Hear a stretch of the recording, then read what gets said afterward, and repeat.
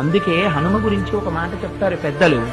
ఆయనకి నమస్కారం చేసిన వాడికి బుద్ధి, యశస్సు, బలం, ధైర్యం, వాక్పటుత్వం, ఆరోగ్యం, అజాడ్యం ఇవన్నీ కూడా ఏకకాలమునందు సంభవిస్తాయి.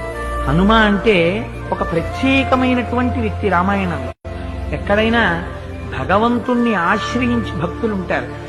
భగవంతుడు ఏ స్థాయిని పొందాడో భక్తుడు కూడా ఆ స్థాయిని పొందిన ఘటన రామాయణంలో.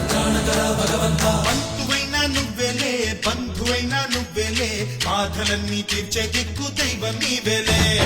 చూసిరారా అంటేనే కాల్చి వచ్చామంటలే, జానకమ్మ కంట వెలిగే హారతి నీవే. ఎదలోనే శ్రీరాముడంట కనులా